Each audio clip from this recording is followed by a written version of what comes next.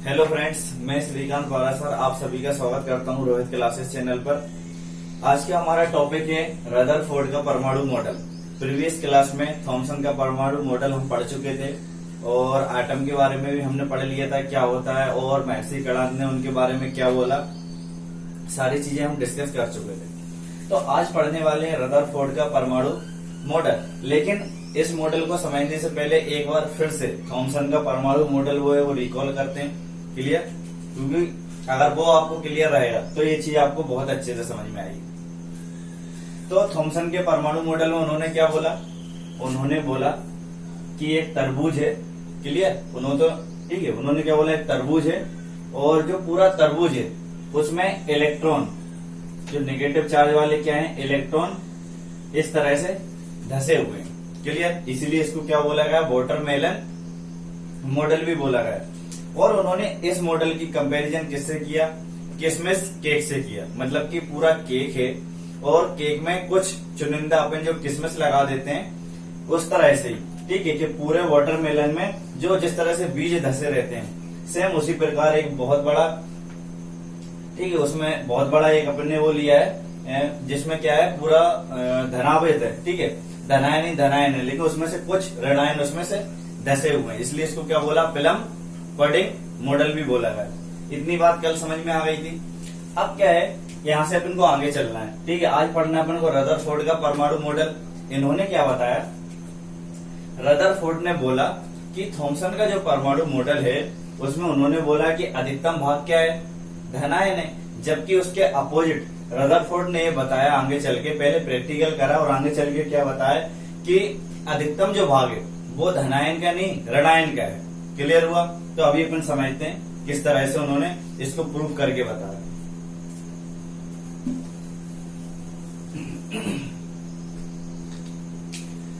इन्होंने क्या है, रदरफोर्ड और इनके साथ दो लोग और थे। क्लियर?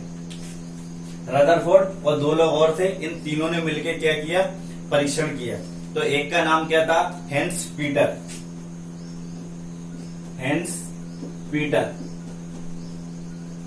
क्लियर? रदरफोर्ड के साथ और कौन था? हेंस पीटर थे। और कौन था? अर्नेस्ट।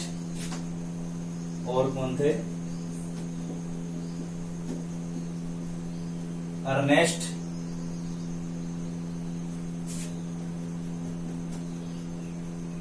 मार्सटन। क्लियर? कितने लोग हो गए? 3 लोग। देखो, इन तीनों ने मिलकर क्या किया? एक परीक्षण करा। क्लियर? तो इसमें रदरफोर्ड क्या थे? साइंटिस्ट। हेंस पीटर जो थे वो क्या थे? टेक्नीशियन थे। और अर्नेस्ट मार्सटन जो थे वो क्या थे? स्टूडेंट थे। क्लियर? तो तीनों ने मिलकर क्या किया? एक परीक्षण करा। उसके बाद जो रिजल्ट निकल के आया उसमें उन्होंने क्या बताया कि अधिकतम भाग क्या है? ऋणायन वाला है। क्लियर? अब इन्होंने परीक्षण क्या किया था? परीक्षण करा इन्होंने अल्फा स्कैटरिंग, मतलब कि जो अल्फा कण थे उसकी बमबारी करवाई। क्या करा है? Alpha scattering. अल्फा कणों की इन्होंने की क्या करवाई? बमबारी करवाई नेगेटिव चार्ज वाले। क्लियर? इतनी बात समझ में आ रही? कितने लोग थे? 3 लोग थे, Rutherford, Hans Peter, Ernest Marsden. Clear? इनके नाम इतने जरूरी नहीं है, लेकिन मेन क्या है? रदरफोर्ड। क्लियर? रदरफोर्ड का परमाणु मॉडल। साइंटिस्ट थे, टेक्नीशियन थे और ये क्या थे? स्टूडेंट थे। उनके तीनों ने मिलकर परीक्षण करा, मतलब क्या करवाया? अल्फा स्कैटरिंग करवाई, बमबारी करवाई। इतनी बात समझ में आ गई? मैं इसको रफ कर देता हूं, फिर मैं समझाता हूं।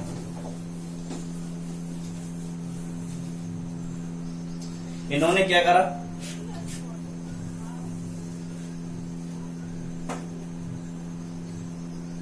रदरफोर्ड ने क्या बोला कि अधिकतम भाग क्या है?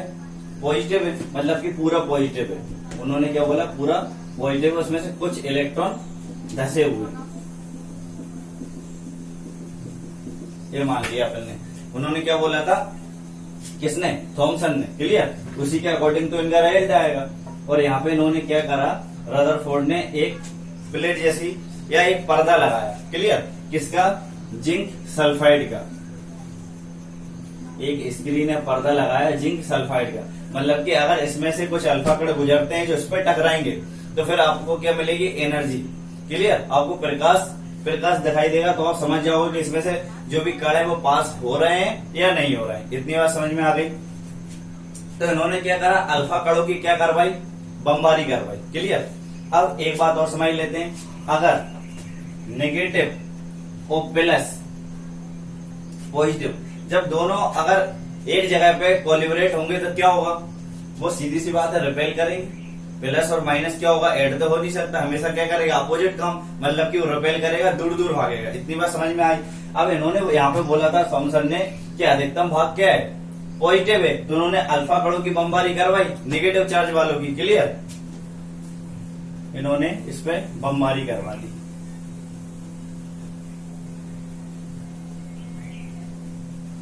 क्लियर। क्या करवा दिया, इन्होंने उस पे बमबारी करवा दी। इतनी बात समझ में आ गई। अब क्या हुआ, अब इन्होंने एक चीज देखी कि बमबारी तो उन्होंने करवाई, लेकिन अधिकतम कण क्या हुए, पास हो गए, इधर बाहर निकल गए।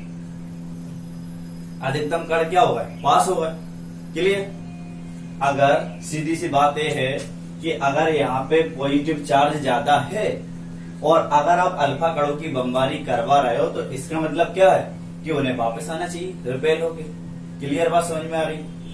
थॉमसन ने बोला था कि इसमें क्या है, धनावेशित वाला जो पार्ट है वो ज्यादा है, ऋणायन वाला कम है। तो इन्होंने क्या करा, जब इधर धनायन वाला ज्यादा है तो अगर अपन ऋणायन फेंकेंगे उस पर तो वो क्या करेगा, वापस आना चाहिए। लेकिन यहाँ पे क्या हुआ, वो वापस तो नहीं आया, पास होके निकल गए। तो फिर इससे क्या प्रूफ हुआ, इससे प्रूफ हुआ कि यहाँ पे जो भी चीज है वो ऋणायन वाला पार्ट क्या है, ज्यादा है, और धनायन वाला पार्ट कम है। इतनी बात समझ में आ गई।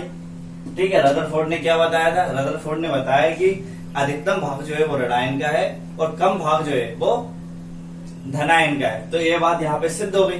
क्लियर। क्योंकि अगर यहाँ पे धनायन का होता तो फिर कण अपन के वापस आते, लेकिन वो वापस आए नहीं, कहाँ निकल गए, बाहर निकल गए, और यहाँ पे स्क्रीन पे टकराए जिसपे जिंक सल्फाइड की परत लगी हुई थी और वो चमकने लगी। इतनी बात समझ में आ गई। अब आगे चलते हैं। इतना ड्रॉ कर लिया, ठीक है। इसे आप ड्रॉ कर लेना कि यहाँ से कण निकल गए और वहां पे आप लिख लेना समझने के लिए। इतनी बात समझ में आ गई। इसको मैं रफ कर देता हूं, इसी में समझ लेते हैं। ठीक है। अब यहाँ पे बमबारी तो इन्होंने करवा दी। क्लियर। आप क्या करना, दूसरा डायग्राम बना लेना। बमबारी कर ली, कुछ तो निकल गए, और फिर क्या हुआ कि एक कुछ ऐसा हुआ कि यहाँ पे उन्होंने जब टकराए और वापस 180 डिग्री में ही कुछ कण वापस आ गए। परीक्षण चल रहा है। क्लियर। इतनी बात तो समझ में आ गई कि यहाँ पे जो ज्यादातर भाग है वो पॉजिटिव नहीं है, नेगेटिव है, तभी तो वो साथ में चले गए। और कुछ कण ऐसा हुआ कि बिल्कुल 180 डिग्री में गए और वापस 180 डिग्री में वापस आ गए। इसका मतलब वो एक चीज समझ गए कि यहाँ पे अंदर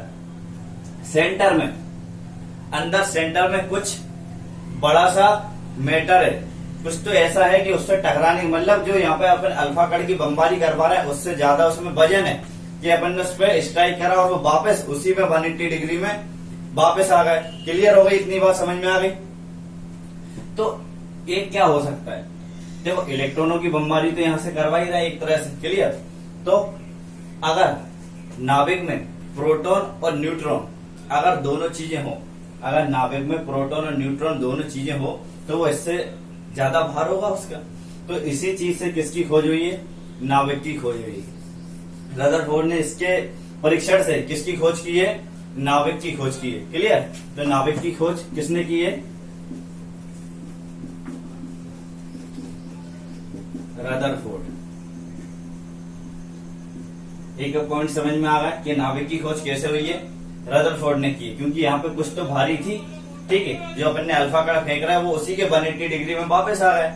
अब यहाँ पे जो वापस तो आया वो मतलब कितना परीक्षण किया होगा तब एक कण वापस आया। तो 12,000 कण जब फेंके गए, क्लियर, जब 12,000 कण फेंके गए तो 12,000 कण में से मात्र एक कण 180 डिग्री पे वापस आया। इसे आप नोट डाउन करके लिख लेना।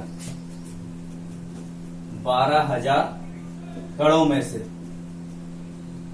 12,000 कणों में से एक कण वापस आया। कितने पे, 180 डिग्री पे। कितने डिग्री पे वापस आया, 180 डिग्री पे वापस आया। इतनी बात समझ में आ गई।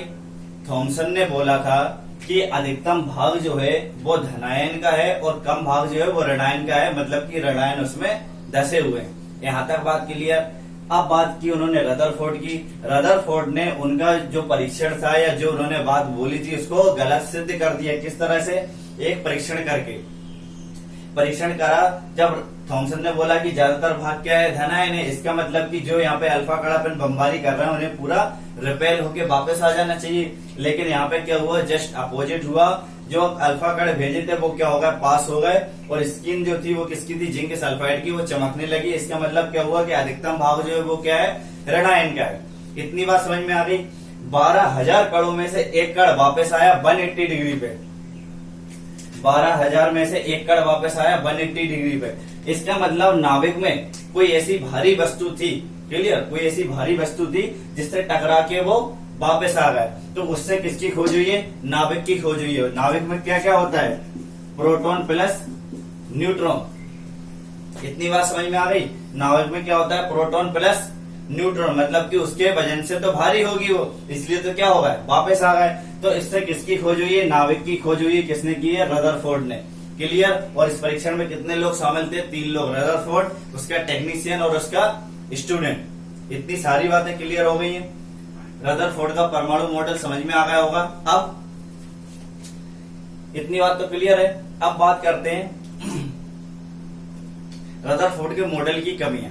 ठीक है, अब इसके कमियों की बात करते हैं कि रदरफोर्ड के मॉडल की क्या कमियां रही हैं कि फिर आगे चल के नील्स बोहर जो आए उन्होंने भी अपना परमाणु मॉडल दिया। क्लियर हुआ?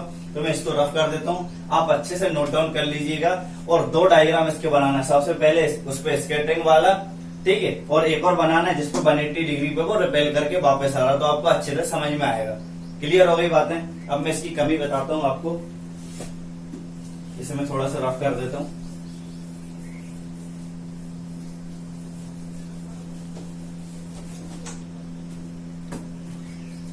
इसकी कमी क्या होगी? क्लियर।